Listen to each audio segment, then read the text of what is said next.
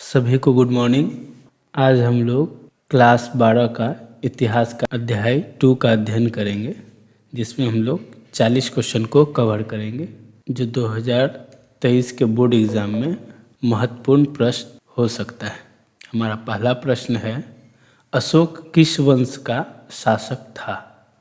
Option A Maurya वंश, option B नंद वंश, option C शैव वंश, ऑप्शन डी पाल वंश। तो इसका सही उत्तर होगा मौर्य वंश। हमारा अगला प्रश्न है, पाटलिपुत्र की स्थापना किसने की? Option A Udayan, option B Bimbisara, option C Ajatashatru, option D Chandragupta Maurya. इसका सही उत्तर ऑप्शन ए होगा, उदयन पाटलिपुत्र की स्थापना की थी। हमारा अगला प्रश्न है, यूरोप का समुद्रगुप्त कौन था? Option A Hitler, option B Napoleon, option C Mussolini, option D Bismarck. इसमें हमारा सही उत्तर ऑप्शन बी होगा, नेपोलियन। यूरोप का समुद्रगुप्त नेपोलियन को कहा जाता है। हमारा अगला प्रश्न है, किस शासक को प्रियदर्शी कहा गया है? Option A Chandragupta, option B Ashoka, option C Bindusara, option D Samudragupta. हमारा सही आंसर ऑप्शन बी होगा, अशोक, क्योंकि अशोक को ही प्रियदर्शी कहा गया है। हमारा अगला प्रश्न है, पुराणों की संख्या कितनी है? Option A 18, option B 16, option C 20, option D 19। हमारा सही आंसर है ऑप्शन ए, पुराणों की संख्या 18 है। हमारा अगला प्रश्न है, अर्थशास्त्र के लेखक कौन हैं?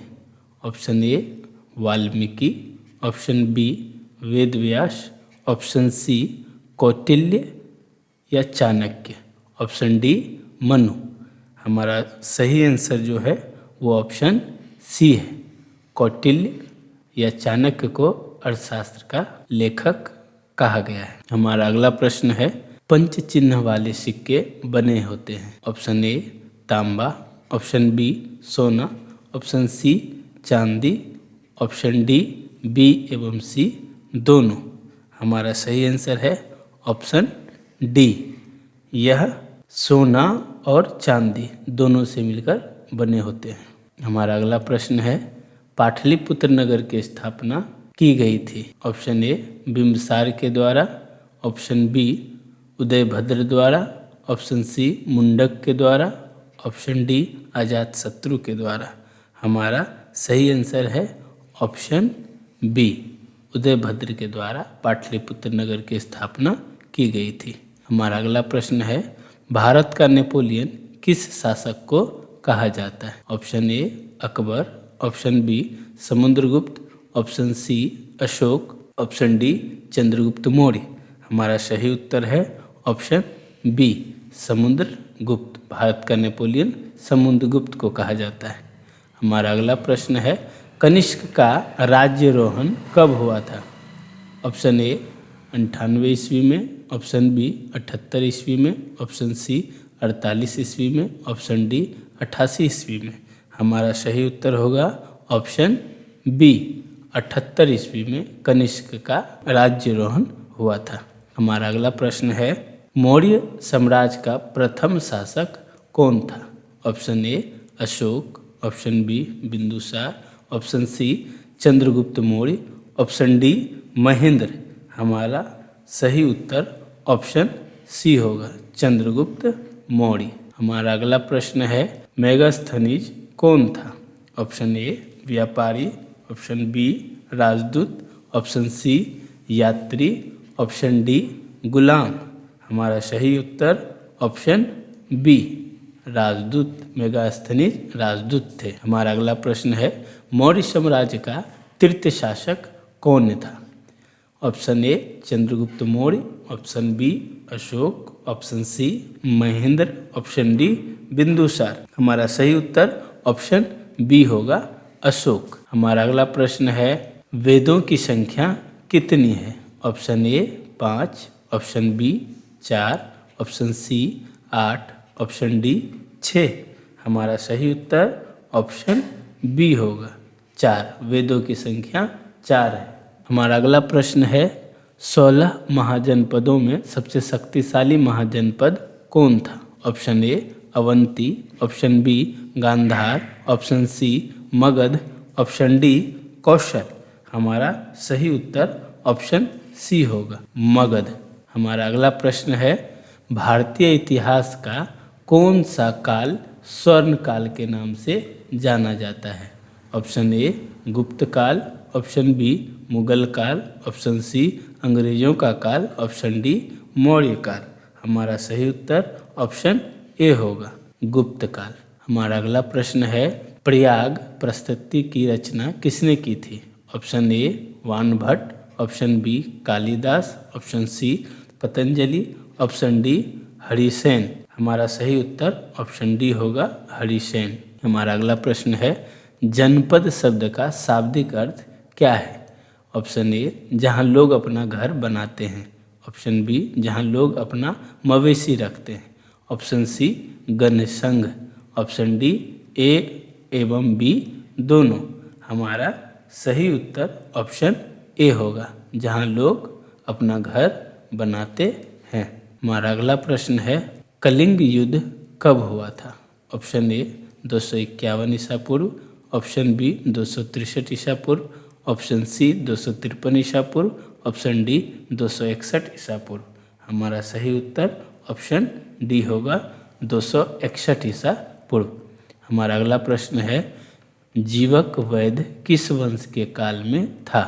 Option A Gupta, option B Maurya, option C Haryanka, option D Kushan. हमारा सही उत्तर ऑप्शन सी होगा हर्यक। जीवक वैद्य हर्यक वंश में थे। हमारा अगला प्रश्न है धम्म की शुरुआत किसने की थी? Option A Chandragupta Vikramaditya, option B Kanishka, option C Chandragupta Maurya, option D Ashoka. हमारा सही उत्तर ऑप्शन डी होगा अशोक। हमारा अगला प्रश्न है नवरत्न किस शासक के दरबार में रहते थे? Option A Samudragupta, option B Kanishka, option C Ashoka, option D Chandragupta Vikramaditya. हमारा सही आंसर ऑप्शन डी होगा चंद्रगुप्त विक्रमादित्य। हमारा अगला प्रश्न है तक्षशिला विश्वविद्यालय कहाँ स्थित था?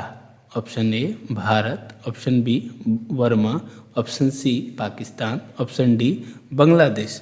हमारा सही उत्तर ऑप्शन सी बांग्लादेश होगा। हमारा अगला प्रश्न है समुद्रगुप्त की जानकारी मिलती है? ऑप्शन ए प्रयाग प्रशस्ति से, मथुरा अभिलेख से, बंसखेड़ा अभिलेख से, ऑप्शन डी ए एवं बी दोनों। हमारा सही उत्तर है ऑप्शन ए प्रयाग प्रस्तुति से समुद्रगुप्त की जानकारी मिलती है। हमारा अगला प्रश्न है किसके अभिलेख में भूमिदान का उल्लेख मिलता है? Option A Prabhavati Gupta, option B Ashoka, option C Samudragupta, option D इनमें से सभी। हमारा सही उत्तर है ऑप्शन ए प्रभावती गुप्त। हमारा अगला प्रश्न है महावीर ने पार्श्वनाथ के सिद्धांतों में नया सिद्धांत क्या जोड़ा? ऑप्शन ए सत्य, ऑप्शन बी अहिंसा, ऑप्शन सी अपरिग्रह, ऑप्शन डी ब्रह्मचर्य। हमारा सही उत्तर ऑप्शन डी होगा ब्रह्मचर्य। हमारा अगला प्रश्न है किस शिलालेख में अशोक के कलिंग विजय का उल्लेख है? ऑप्शन ए सप्तम, ऑप्शन बी प्रथम, ऑप्शन सी दशम और ऑप्शन डी 13वें। हमारा सही उत्तर ऑप्शन डी होगा। हमारा अगला प्रश्न है निम्न में से महिला संत थी? Option A Andal, option B Karaikal, option D C Meera, option D इनमें से सभी। हमारा सही उत्तर ऑप्शन डी है। हमारा अगला प्रश्न है समुद्रगुप्त की तुलना किस यूरोपीय शासक से की जाती है? Option A Napoleon, option B Hitler, option C Mussolini, option D Bismarck. हमारा सही आंसर ऑप्शन ए होगा नेपोलियन। हमारा अगला प्रश्न है चंद्रगुप्त की मृत्यु कहाँ हुई थी? Option A Takshashila, option B Ujjayini, option C Pataliputra, option D Shravana Belagola. हमारा सही उत्तर ऑप्शन डी होगा, श्रवण बेलगोला। हमारा अगला प्रश्न है, चंद्रगुप्त मौर्य किस धर्म को मानने वाला था? Option A Jain, option B Bauddha, option C Shaiva धर्म, ऑप्शन डी वैष्णव धर्म। हमारा सही उत्तर ऑप्शन ए होगा, जैन धर्म। हमारा अगला प्रश्न है, अशोक का व्यक्तिगत धर्म क्या था? ऑप्शन ए जैन धर्म, ऑप्शन बी शैव धर्म, ऑप्शन सी वैष्णव धर्म, ऑप्शन डी बौद्ध धर्म। हमारा सही उत्तर ऑप्शन डी होगा, बौद्ध धर्म। हमारा अगला प्रश्न है, चीनी यात्री फाहियान किस शासक के काल में भारत आया? Option A Ashoka, option B Vikramaditya, option C Kanishka, option D Chandragupta द्वितीय। हमारा सही उत्तर ऑप्शन डी होगा, चंद्रगुप्त द्वितीय के समय चीनी यात्री फाहियान भारत आए थे। हमारा अगला प्रश्न है, किस अभिलेख में सती प्रथा का उल्लेख मिलता है? ऑप्शन ए एनर अभिलेख, ऑप्शन बी प्रयाग अभिलेख, ऑप्शन सी मथुरा अभिलेख, ऑप्शन डी बी एवं सी दोनों। हमारा सही उत्तर होगा ऑप्शन ए एनर अभिलेख। हमारा अगला प्रश्न है, प्राचीन नालंदा विश्वविद्यालय के संस्थापक कौन थे? Option A Samudragupta, option B Skandagupta, option C Kumaragupta, option D Ashoka. हमारा सही उत्तर ऑप्शन सी होगा, कुमारगुप्त ने प्राचीन नालंदा विश्वविद्यालय की स्थापना की थी। हमारा अगला प्रश्न है, अर्थशास्त्र में कितने प्रकार के विवाहों का उल्लेख है? Option A 4, option B 8, option C 2, option D 10। हमारा सही उत्तर ऑप्शन बी होगा, अर्थशास्त्र में 8 प्रकार के विवाहों का उल्लेख किया गया है। हमारा अगला प्रश्न है, सेल्यूकस ने अपनी पुत्री का विवाह किस राजा से किया था? Option A Bimbisara, option B Chandragupta Maurya, option C Kanishka, option D Ashoka. हमारा सही उत्तर ऑप्शन बी होगा, चंद्रगुप्त मौर्य। सेल्यूकस ने अपनी पुत्री का विवाह चंद्रगुप्त मौर्य से किया था। हमारा अगला प्रश्न है, पाटलिपुत्र नगर की स्थापना उदयन ने किस नदी के संगम पर की थी?